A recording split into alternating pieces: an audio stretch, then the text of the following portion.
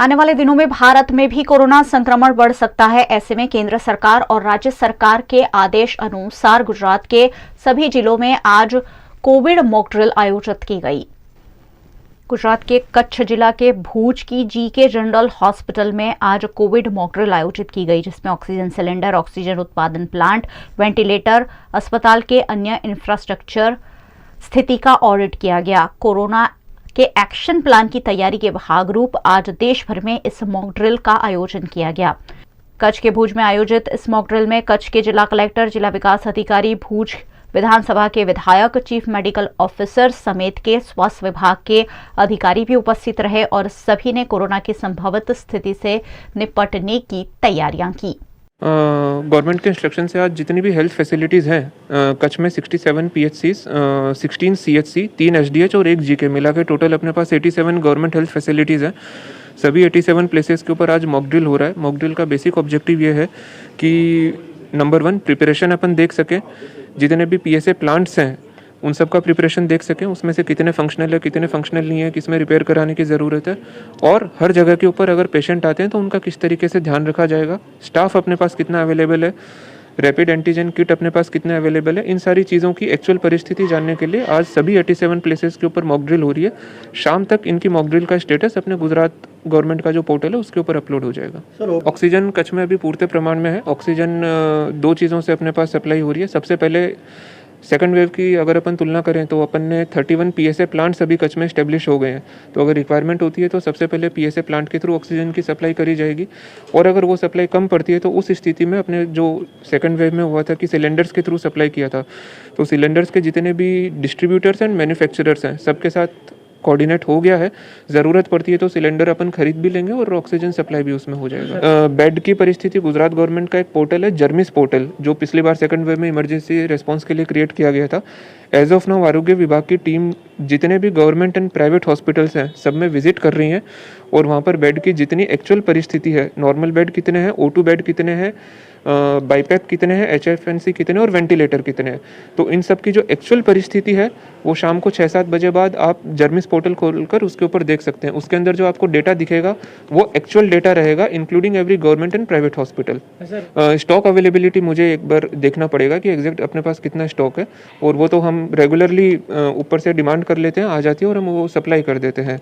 तो अगर stock availability नहीं है तो वो हम उसका ऑर्डर ऑलरेडी प्लेस हो चुका होगा, जैसे ही आएगा हम वैक्सीनेशन चालू कर देंगे। लोगों को अपील यही है कि आप अपने सिम्टम्स को मॉनिटर करते रहिए। अगर आप में से लगता है कि फीवर वगैरह है तो रादर देन उसको एक सर्दी जुकाम मानकर, उसको वो नहीं मानकर, एक बार आप अपनी हेल्थ की टीम को कांटेक्ट कर अपना या तो रैपिड एंटीजन या फिर RT-PCR सैंपल आप कलेक्ट करवा लीजिए। कच्छ में अभी अपने पास इतना फैसिलिटी है कि हम एक दिन में 2500 जितने RT-PCR सैंपल का रिजल्ट 24 कलाक में दे सकते हैं आपके मोबाइल के ऊपर, तो तब तक अपने को कोई दिक्कत नहीं आएगा। तो आपके जरा से भी सिम्टम है, आपके PSC लेवल के ऊपर आप कोऑर्डिनेट करके चेक करवाइए और आइसोलेट होइए।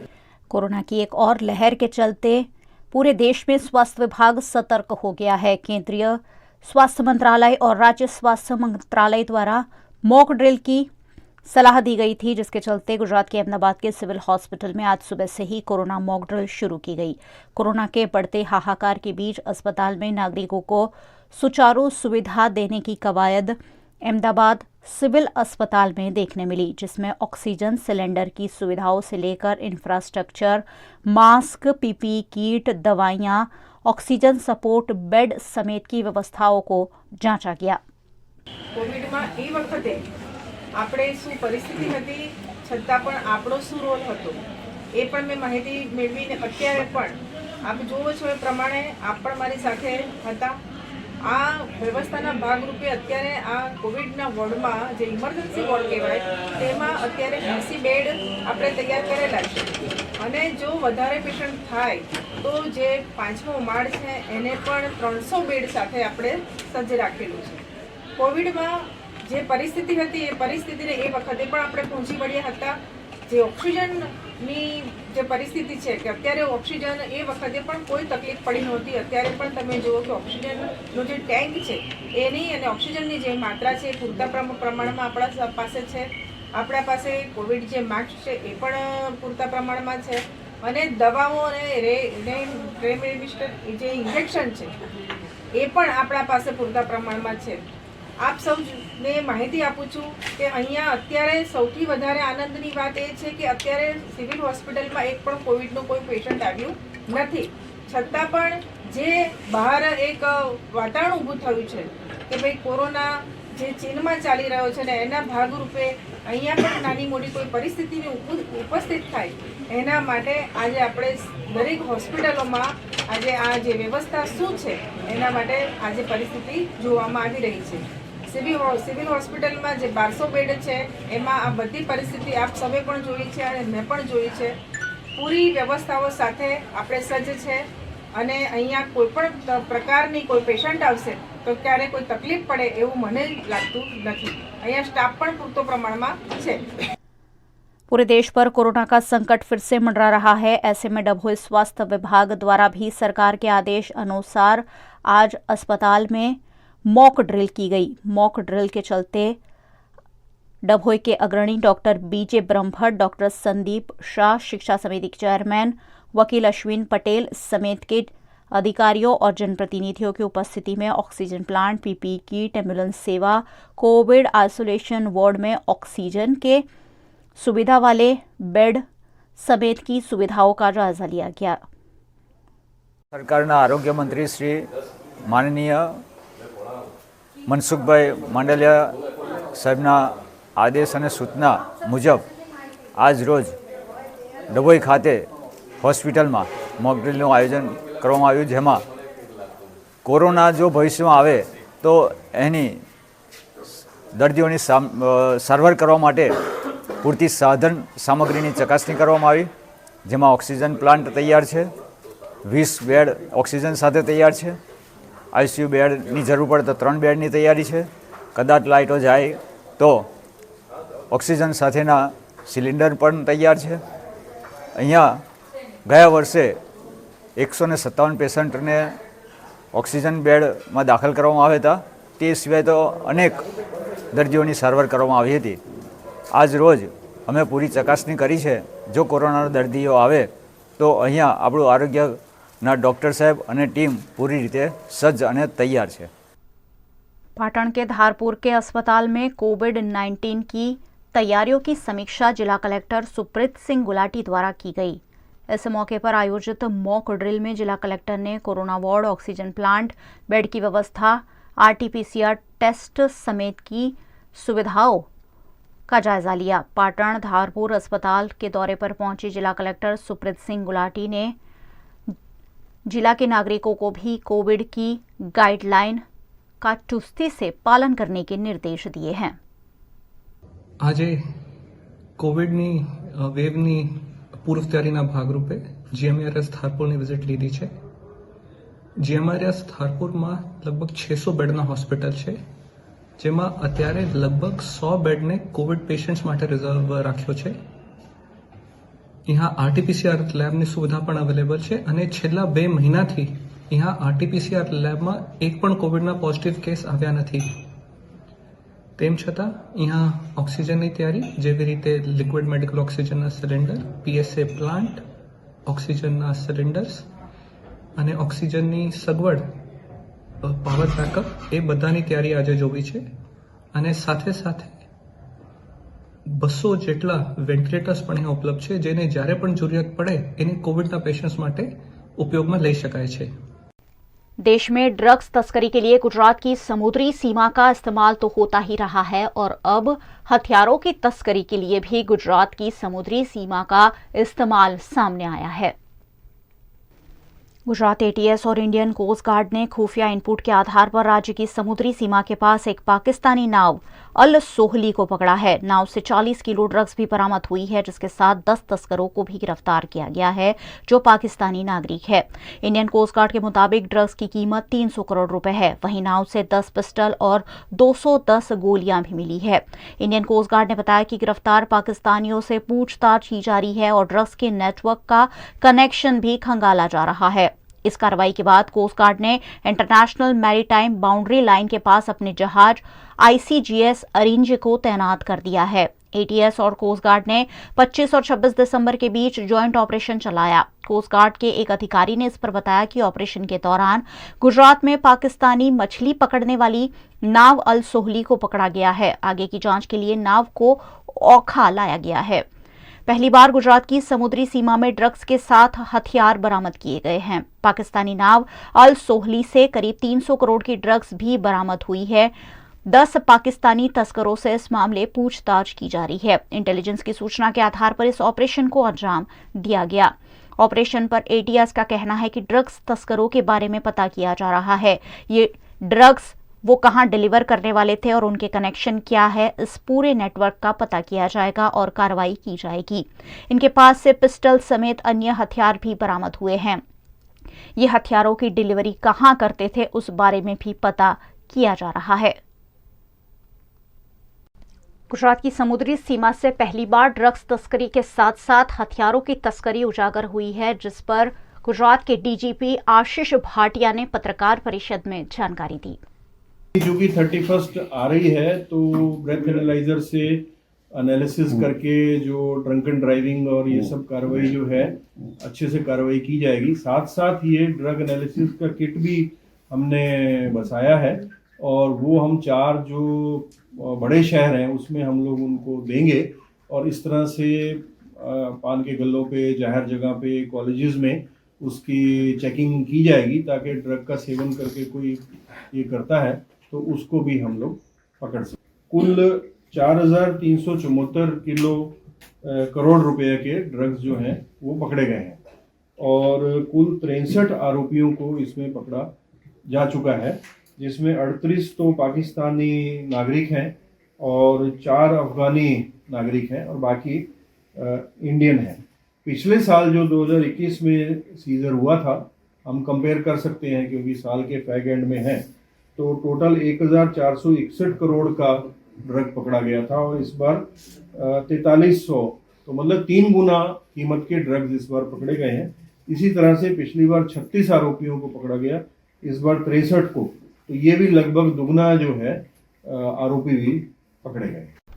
गुजरात के वडोदरा शहर में राष्ट्रीय स्तर की शतरंज प्रतियोगिता सूर्य ट्रॉफी के रूप में आयोजित की गई है, जिसमें देश भर से आए हुए कई खिलाड़ी शिरकत कर रहे हैं। गुजरात के वडोदरा शहर में 27 दिसंबर से 1 जनवरी तक Surya trophy all India FIDE open rated chess tournament आयोजित की गई है। दिव्यम फाउंडेशन द्वारा ऑल इंडिया चेस फेडरेशन और गुजरात स्टेट चेस फेडरेशन के संयुक्त प्रयासों से इस टूर्नामेंट का आयोजन हुआ है, जिसमें देश भर से आए हुए चेस खिलाड़ी शिरकत कर रहे हैं। रेलवे के 2 अंतर्राष्ट्रीय मास्टर्स गुसाई हेमल और राहुल संगमा भी इस टूर्नामेंट में हिस्सा ले रहे हैं, जो उभरते हुए युवा खिलाड़ियों को प्रेरणा दे रहे हैं। वडोदरा के उभरते खिलाड़ियों को मंच देना और शतरंज का विकास करना इस टूर्नामेंट का मुख्य उद्देश्य है। इस टूर्नामेंट के उद्घाटन के मौके पर वडोदरा महानगर पालिका की स्थायी समिति के अध्यक्ष डॉक्टर हितेंद्र पटेल, गुजरात शतरंज संघ के VP मयूर पटेल, अंतर्राष्ट्रीय ऑर्बिटर AC जोशी, दिव्यम फाउंडेशन के पार्थिव अग्रवाल, वडोदरा शतरंज संघ के सचिव मुकुंद भट्ट, फाइड ऑर्बिटर और ट्रेनर पृथ्वीराज समेत के अग्रणियों की उपस्थिति में चेस प्रतियोगिता का उद्घाटन किया गया। सभी खिलाड़ियों को इस मौके पर शुभकामनाएं दी। इस टूर्नामेंट में अन्य खिलाड़ियों के साथ साथ 7 दिव्यांग खिलाड़ी भी शिरकत कर रहे हैं। 6 दिनों की इस प्रतियोगिता में दिव्यांग खिलाड़ी मनीष भाटिया हिस्सा ले रहे हैं। 37 साल के मनीष ने 2012 में अपने पिता से प्रेरित होकर शतरंज खेलना सीखा था। ओपन कैटेगरी में मुझे ऐसा कुछ है नहीं, मैं पहले से ओपन कैटेगरी में खेलता आया हूँ, तो मुझे कोई प्रॉब्लम नहीं है। मुझे मेरे पापा से मोटिवेशन मिला कि पापा पहले खेलते थे, यानी घर ही खेलते थे, लेकिन उनको देख के मुझे वो मिला कि मुझे भी ये इंटरेस्ट लगा, मैं खेल सकता हूँ ये गेम। फिर मुझे टूर्नामेंट के बारे में पता चला, एक बार बड़ौदा में हुई थी 2012 में, तो उसमें पार्टिसिपेट किया था मैंने वो पार्टिसिपेट करके उसके बाद मुझे इंटरेस्ट ज़्यादा और मिला। मैं रवि विश्वनाथन जी से खेलना चाहता हूँ, उनके साथ उनके जैसा बनना चाहता हूँ, ग्रैंड मास्टर। मुझे भी बहुत इंटरेस्ट है खेल है, उसका माइंड थोड़ा दूसरे मतलब जैसे घर में बैठे रहने से अच्छा है कि सबके साथ मिलकर खेले। जहाँ भी जाना चाहा मैं ले गई हूँ सब जगह। वहीं 15 साल के चेस खिलाड़ी देवेश मराठी जन्म से ही सुनने और बोलने में असमर्थ है। उन्होंने पहली बार फाइड रेटेड टूर्नामेंट में हिस्सा लिया है। वो अपने पिता और पूर्व शतरंज खिलाड़ी अम्बरीश मराठे से प्रेरित होकर चेस खेलते हैं। मैं बहुत ही अच्छा महसूस कर रहा हूँ, क्योंकि ये जो नहीं बोल पाता है, नहीं सुन सकता है, और उसके लिए एक चेस ही गेम ऐसी है जो अच्छी तरह से खेल सकता है। एंड आई एम हैप्पी कि he is participating in FIDE tournament so that he can have good rating. तो अभी जैसे कि इंस्पायर हुआ, आप भी एक चेस प्लेयर रह चुके हैं। हाँ जी। तो किस तरह से वो इंस्पायर हुआ एंड आगे क्या बनाना चाहिए? हाँ, मतलब मैं खुद एक चेस प्लेयर हूँ, मैं चेस खेलता था, बट जैसे ये ग्रो अप हुआ उसने देखना शुरू किया and he got interested, and ये 3 साल के अंदर ही उसने मुझे बोला कि I want to learn chess, और उसके बाद मैं उसको सिखा रहा हूँ। और वो अंडर मतलब वडोदरा डिस्ट्रिक्ट का जो टूर्नामेंट हुआ था उसके अंदर अंडर 19 और अंडर 17 जो उसकी कैटेगरी नहीं है, उसकी कैटेगरी उस टाइम पे अंडर 16 थी, but in both he stood first runner up and then he represented state. इसमें उसका परफॉर्मेंस नहीं है, बट अब धीरे धीरे he is practicing, so he will have good time. इस टूर्नामेंट के आयोजन के जरिए चेस जैसी प्रतियोगिता को बढ़ावा दिए जाने की कोशिश दिव्यम फाउंडेशन की ओर से की गई है। ये बहुत बड़ी टूर्नामेंट ऑर्गेनाइज कर रहे हैं हम लोग यहाँ पे, जो ऑल इंडिया रेटेड टूर्नामेंट है, बहुत बड़ी टूर्नामेंट है, पूरे हिंदुस्तान के लोग यहाँ पे खेल रहे हैं। ये ऑल इंडिया टूर्नामेंट है, लोकल टूर्नामेंट नहीं है। और सूर्या होटल पिछले 25 साल से टूर्नामेंट करती आ रही है और उसको एक बड़े पैमाने में अपन ऊपर पहुँचाया है। यहाँ पे टोटल 6 ब्लाइंड प्लेयर्स खेल रहे हैं, 1 डिसेबल प्लेयर खेल रहा है, वो बहुत बड़ी चीज़ है। टूर्नामेंट 27 तारीख से लेकर 1 तारीख तक रहने वाली, टोटल 10 राउंड खेलने वाले, स्विस रेटिंग के लॉ के हिसाब से। आप प्लीज़ सब लोग को आइए और इन सब प्लेयर्स का प्रोत्साहन बढ़ाइए। गुजरात के वडोदरा शहर में वडोदरा महानगर पालिका की स्थायी समिति के अध्यक्ष डॉक्टर हितेंद्र पटेल कई समस्याओं को सुलझाने के लिए आज खुद मौके पर पहुंचे। गुजरात के वडोदरा शहर में वडोदरा महानगर पालिका की स्थायी समिति के अध्यक्ष डॉक्टर हितेंद्र पटेल अक्सर वडोदरा शहर की समस्याओं को सुलझाने के लिए कटिबद्ध होते हैं। इसी क्रम में उन्होंने कई विकास कार्यों का आज जायजा लिया और आने वाली दिक्कतों पर अधिकारियों से विचार विमर्श भी किया। वडोदरा के समा तालाब का दौरा करते हुए समा तालाब में पानी के ऊपर निकल आई बेल को हटाने पर उन्होंने खास जोर दिया। साथ ही इन बेल का रिसाइकलिंग करने और कागज जैसी वस्तुएं बनाने पर भी जोर दिया।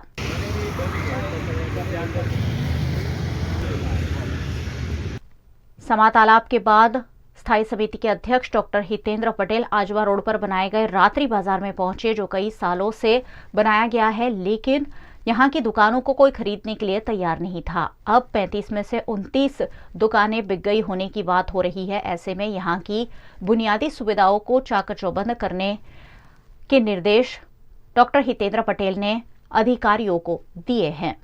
आज रोज वडोदरा महानगर पालिका की जो भी मिलकत है वहाँ लोगों के उपयोग में ली जाती है। वहाँ अधिकारियों के साथ में संयुक्त एक विजिट की है। उसमें आजवा रोड रात्रि बाज़ार, जहाँ पे से 35 में से 29 दुकान स्टॉल हो गई है, और साथ में है वहाँ पर जो भी छोटे बड़े काम है उसका तुरंत निकाल हो, उसकी बात अधिकारी के साथ की। अभी समा तालाब जो उर्मी स्कूल के बाजू में है, वहाँ पे जो जंगली वेला की जो कंप्लेन है उसको कैसे झड़प से निकाला जाए और उसका रीयूज़ कैसे हो, उसका यूज़ होता है, नोटबुक बनती है, उसके जो इंजीनियर्स हमारे तज्ञ है उसको हम देने वाले हैं। उसके बाद निज़ामपुरा स्मशान पे जाएंगे और समा अर्बन हेल्थ सेंटर।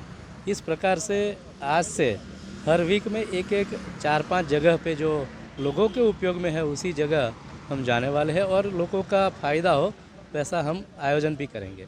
गुजरात के वडोदरा शहर की विश्व प्रसिद्ध MS यूनिवर्सिटी की गर्ल्स हॉस्टल में छात्राओं को रात को वापस लौटने के समय को लेकर विद्यार्थी विकास संघ द्वारा आपत्ति जताते हुए इस समय अवधि को बढ़ाने की मांग की गई। गुजरात के वडोदरा की MS यूनिवर्सिटी में छात्राओं को रहने के लिए गर्ल्स हॉस्टल है। गर्ल्स हॉस्टल में रात को लौटने का समय छात्राओं का 8-9 बजे का है, जिसे लेकर उन्हें कई तरह की समस्याएं आ रही है, जिस पर विद्यार्थी विकास संघ ने प्रशासन का ध्यान आकर्षण कराया। हमारा मुख्य मुद्दा ये है कि जब हम स्त्री और पुरुष दोनों की एक समानता की बात करते हैं तो गर्ल्स हॉस्टल का टाइमिंग जो है वो 9 बजे का है, जिसमें जो विद्यार्थिनी है MS यूनिवर्सिटी की, उनको काफ़ी तकलीफ़ें झेलनी पड़ रही है वापस हॉस्टल पे 9 बजे तक पहुंचने में। तो ये जो टाइमिंग है वो बढ़ाने में आए और ये टाइमिंग बढ़ा के 11 बजे तक करने में आए, जिसके वजह से जो गर्ल्स है उसको खा के वापस आते हैं या तो अपना कोई पढ़ाई का कार्य ख़त्म करके वापस आते हैं, तो उसमें जो दिक्कतें आ रही है या कोई भी दिक्कत ना आए। इसके सिवा गर्ल्स हॉस्टल में जब सिंडिकेट मेंबर्स ने 24 आवर्स के लिए लाइब्रेरी ओपन की थी, वो 24 आवर्स के लिए ओपन नहीं रह रही है, तो वो गर्ल्स हॉस्टल की लाइब्रेरी 24 घंटे शुरू रखने में आए, जिस वजह से किसी भी गर्ल्स को अगर रात को पढ़ाई करनी है तो कोई किसी भी प्रकार की तकलीफ़ें ना झेलनी पड़े। इसके सिवा गर्ल्स हॉस्टल के अंदर गर्म पानी हो या एक मेस बंद पड़ी है, ये सारे मुद्दे पे सिंडिकेट मेंबर्स और यूनिवर्सिटी के सारे सत्ताधीश ध्यान दे के काम करें और ये सारे मुद्दे जो है वो हल करें। आज हम लोग बस इसीलिए आए हैं, हमारे यही मुद्दे हैं कि गर्ल्स हॉस्टल के टाइमिंग हम लोगों को एक्सटेंड करवाने हैं। उन लोगों को 8 बजे तक का ही परमिशन है एंड हम लोगों को 11 बजे तक करवाना है, बिकॉज 7 बजे तक तो सिर्फ वो लोग कॉलेज से वापस आते हैं, तो ना उनको घर खाने का टाइम मिलता है, ना उनको कहीं जाने का टाइम मिलता है। उनकी और भी ज़रूरत है जो उनको पूरी करनी होती है, जिसका भी उन लोगों को कोई टाइम नहीं मिलता है। तो हम लोगों को टाइमिंग भी एक्सटेंड करवाना है, plus college hostel girls hostel की मेस बंद है, जिसकी वजह से उन लोगों को बाहर खाने जाना पड़ता है, रोज़ रोज़ वो भी पॉसिबल नहीं हो पाता है, प्लस टाइमिंग की वजह से नहीं जा पाते, प्लस मेस बंद है। और लाइब्रेरी की बात रही तो यहाँ पे जब लाइब्रेरी का इनॉग्रेशन हुआ था तो बोला गया था कि 24 आवर्स चालू रहेगी लाइब्रेरी, जो अभी नहीं है चालू, तो जिसकी वजह से गर्ल्स पढ़ भी नहीं पाती है, लाइब्रेरी एक्सेस भी नहीं कर पाती है, तो बस हम लोगों को वो भी चालू करवानी है।